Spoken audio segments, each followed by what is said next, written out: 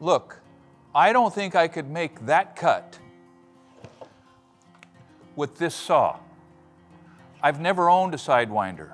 This is borrowed from my friend Secret Weapon Dave. And I know a lot of you guys love these and are confused about why on the West Coast do we use these heavy things? What possibly could justify the weight? And I know in Europe and Australia you can't even get one of these.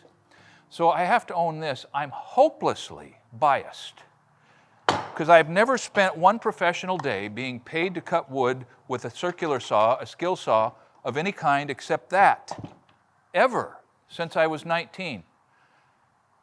But trying to be reasonable and understanding that someone as consummately skilled as Barry Mussel, we did an interview with Barry, he wrote the Roof Cutter's Bible, he's only used these. And he has no confirmation bias, it helps him understand that. Here's what I think. I don't think I can do that cut with this saw. Let me count my fingers. Okay, if I can make this cut and still have 10, maybe I'll reconsider. I'm going to make the cut square.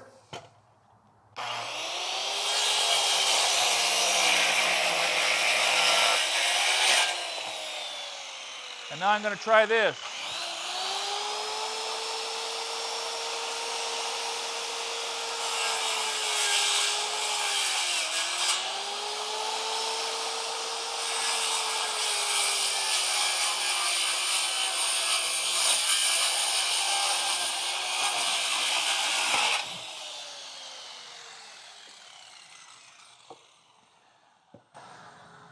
So that's the first time I've ever tried it with that kind of a saw, and I hope to never have to try it again.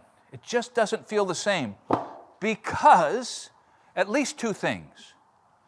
I'm a right-handed man, and a worm drive has the blade on the left side of the saw.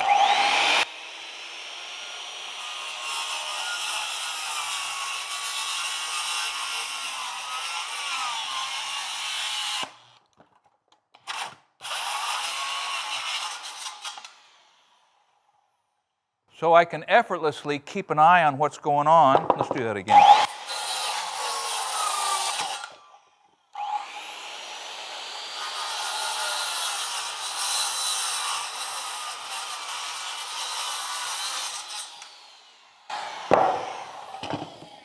I don't know. That's one thing. But introducing the idea of being able to see the point of contact points out to me that a direct drive saw like this one is probably nearly as intuitive for me because I can, on lighter material maybe, see what's going on.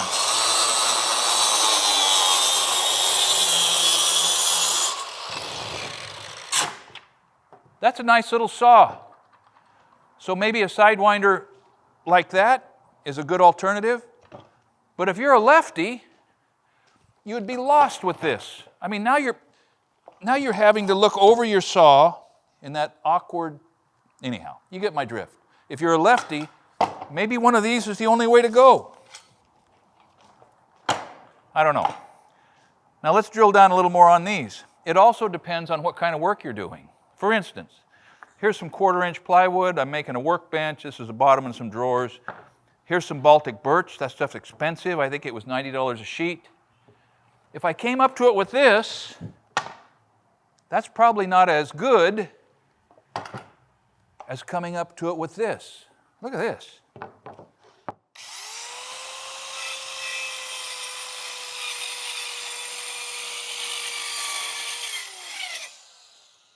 Pretty controllable.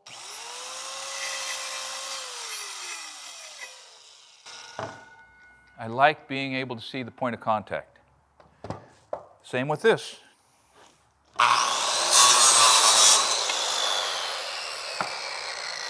And then we're back to this.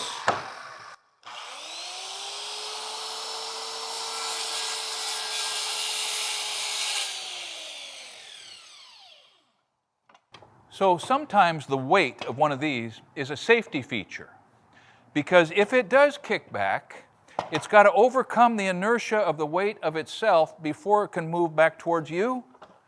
That's true with this also, which is nearly as heavy, but the kickback is a twisting motion, okay? So I don't know what that would even mean to have that come back like that instead of straight back into my arm. It introduces the problem of a lighter and lighter and lighter saw. Pretty soon, I mean, it's like putting, a Chevy 350 in a Volkswagen. You don't have enough weight to deal with the power. So sometimes mass is for safety. Sometimes mass just exhausts you pointlessly at the end of the day. These little things are pretty well balanced. They don't have that much power and they don't have that much weight. Good almost entirely for working at a bench. Maybe this is the same. I mean, I could see that you could work overhead with that, and maybe cut out of position a little bit. But in general, we got people that will defend and make strong cases for these, direct drive, Sidewinders.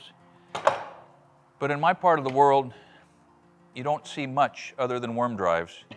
Whether they're corded or cordless, there's just something to be said for having the saw blade where a right-handed man can watch it. Thanks for watching Essential Craftsman, and keep up that good work.